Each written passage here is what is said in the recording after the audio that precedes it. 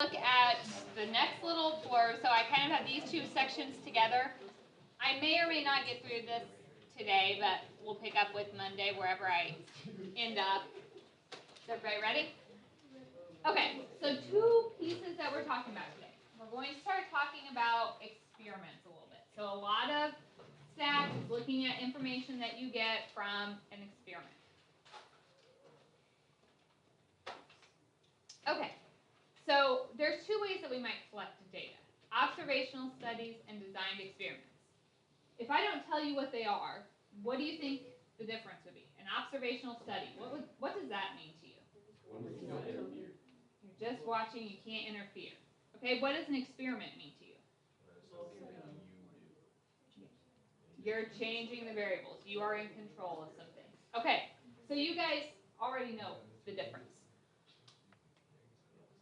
So let's take a look at this scenario here. It's a nice long scenario. So researchers, I have no idea how you say that. They wanted to investigate cancer risk among Danish cellular phone users who were 21 for up to 21 years. To do so, they kept track of 420,095 people whose first cell phone subscription was between 1982 and 1995. In 2002, they reported the number of people out of those who had a brain tumor and compared the rate of brain tumors in this group to the rate of brain tumors in the general population. They found no significant difference in the rate of brain tumors between the two groups. The researchers concluded the cellular telephone was not associated with increased risk for brain tumors. So, which one is this? An experiment or an observational study?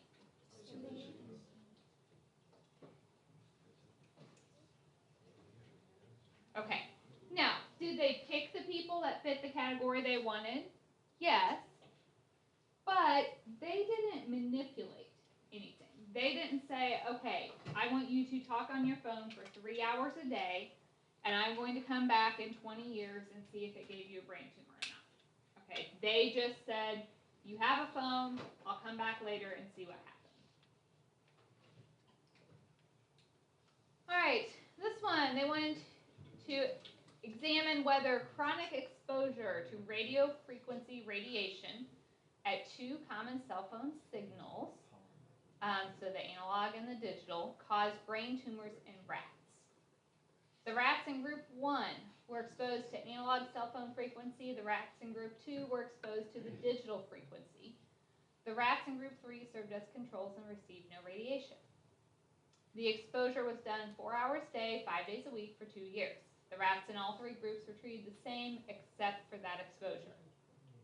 After 505 days of exposure, the researchers reported the following. We found no statistically significant increases in any tumor type, including brain, liver, lung, or kidney compared to the control group. Which one is this? That's your experiment. So that's the difference between the two. Observational study, you are just sitting back and watching what happens. You are not in control, you're not changing anything, you are simply watching. An experiment, you are manipulating those variables. So let's go to our definition.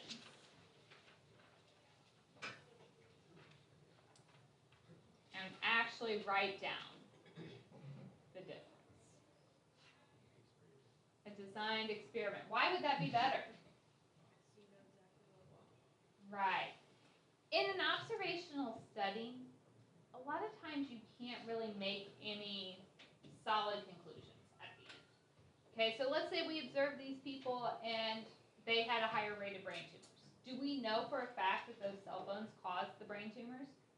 No, because we don't know what other factors were in their lives. Maybe it was the region they were living in was one time exposed to radiation or something like that. There are too many other variables that we're not controlling. So in an observational study, all you can say is we saw a relationship. We can't say it caused that. Then why do we do observational studies if they aren't as good?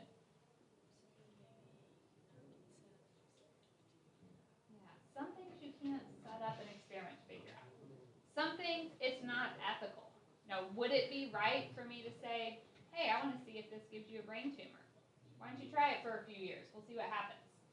That's not okay. You can't do that to people. So design experiments, they're better, but they're not always an option. Now I used a couple words in here.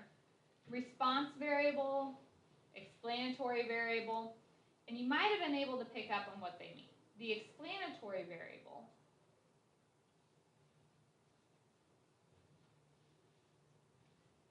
this is a variable that is being controlled. Okay, and the example with, well, actually, I think I have that on the next slide, so I'll look at that in a second. So the explanatory variable is the thing you are manipulating, you're changing. The response variable is what we are measuring.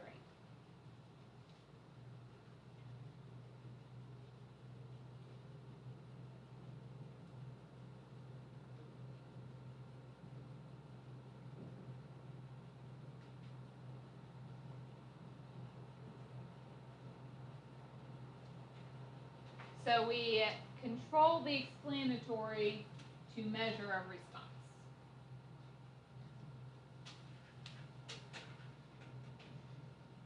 In our examples, what was the explanatory variable?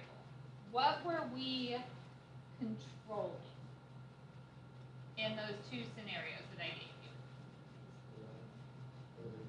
The radiation.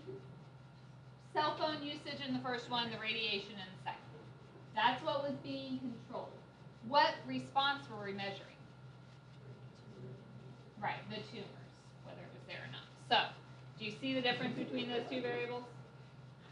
Okay.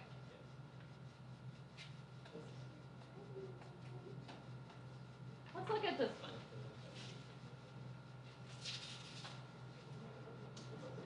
Researchers wanted to determine the long-term benefits of the influenza vaccine on seniors aged 65 and older.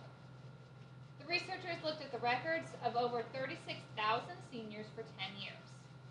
The seniors were divided into two groups. Group 1 were seniors who chose to get a flu vaccine, and Group 2 were the seniors who chose not to. After observing them for 10 years, it was determined that seniors who got their flu shot are 27% less likely to be hospitalized for pneumonia or influenza, and 48% less likely to die from pneumonia or influenza. So does this mean all seniors should get their flu shots? See a few of you shaking your heads no. Why? It's pretty convincing numbers. You're less likely to die. Okay, free will. Do we have anything else? If you're allergic to the flu shot, that would be a big danger. Did we control which ones got this and which ones didn't? No. So is it possible that maybe out of my group, the ones who didn't get their flu shot, are you listening to that? So maybe the ones that didn't get their flu shot were already very ill, and they couldn't get their flu vaccine because they were too ill to receive it. Would that increase their chance of dying from the flu later? Yes. Did they die because they didn't have the flu shot, or did they die because they were already sick? Do we know? Okay, so we saw that this makes it less likely, but we can't for certain say that this is to your benefit. Is it possible that people who got their flu shot have better access to health care? Possible. If you get your flu shot, you probably go to the doctor, right? Are you more likely to be healthy if you have access to health care and you choose to go to the doctor when you get sick? Yes. So we can't distinguish all of those things. So in statistics, you have to be really, really careful. You can't say this caused that, because there are so many other variables that come into play. And there's actually some words that we use for these things. So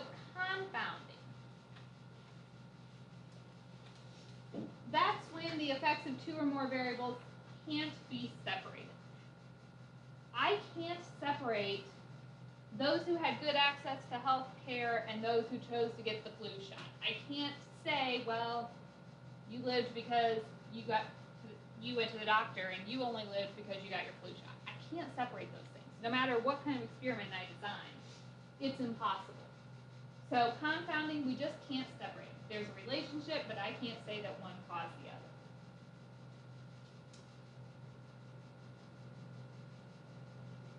There might also be what's called a lurking variable. That's just something we didn't even consider, but it might change the outcome.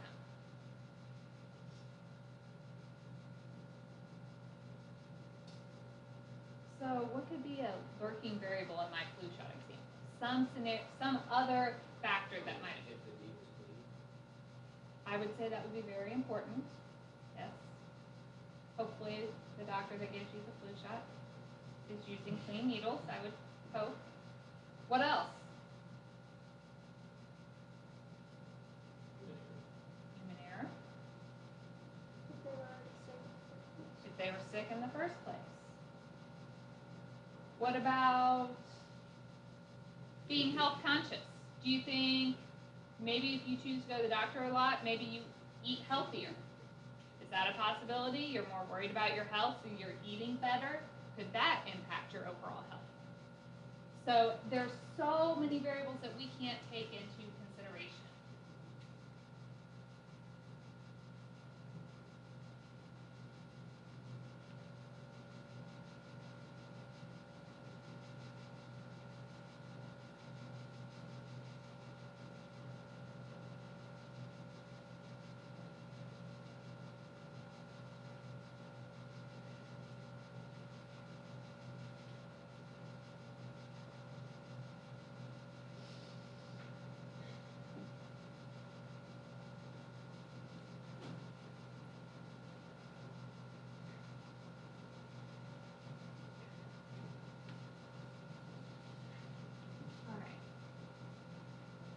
Going to do just a couple more slides, get a couple more definitions down, and then we're going to be done for today. So when I'm doing any kind of census or experiment, I have to have people to be involved. And so there are, let's get the definition, didn't I? Hold on, we got it covered up here. So a census is a list of everyone and their characteristics. So if I'm looking at, I want to do a census of who drinks soda in this class. So a census would be, I list your name and I put yes or no. Yeah, I'm guilty, I like soda. I know it's bad for me. So census is just listing every individual and whatever attribute I'm looking at.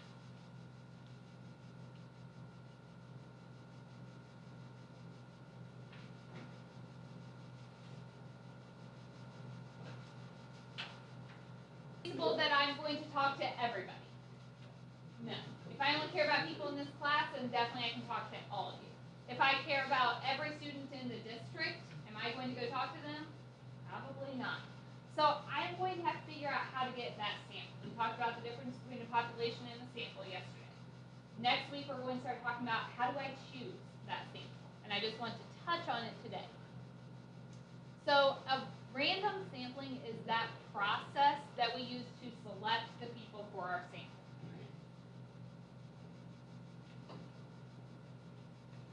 The only option, or the only other one I'm talking about today is in your, I think I put a little table in there. Simple random sampling is every possible sample is equally likely. Equal chance of happening. So next week we'll talk about how we can get a simple random sample. But the key here, it has to be random. If I am going to do a survey, or you're getting ready to do your stats final, and I tell you to go collect some data, go talk to people. Is it going to be accurate if you only talk to the people sitting in this classroom? No. If you only talk to your best friends? No. Do they represent the entire student body? No. So we'll have to talk about, how do I get a good sample that is really depicts my entire population? How do I make sure everybody is considered? Everyone has an equal chance of being selected. If we go to our example slide, I'm going to do one example and then I'm done. So, suppose a study group consists of these 5 students: Bob, Patricia, Mike, Jan, and Maria. 2 of the students must go to the board to demonstrate a homework problem. List all possible samples of size 2 without replacement. That means Bob and Bob can't go to the board, right? It has to be 2 different students. So give me every possibility. It could be Bob and Patricia. Can I just use abbreviation? All right. Or it could be Bob and Mike. I'm going to do M-I for Mike. Or it could be Bob and Jan. Or it could be Bob and Maria. All right. That's every group that Bob could be in.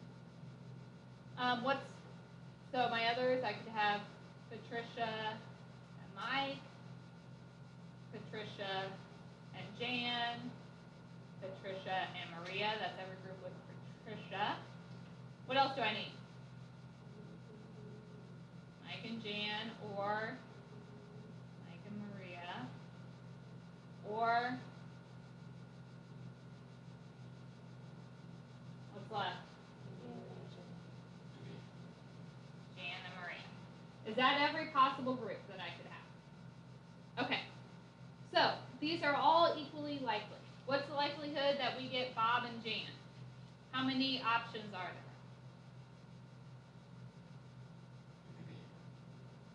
there? 10. How many of them are Bob and Jan? So there's a 1 in 10 chance that Bob and Jan have to come. All right. I really don't want you to have homework.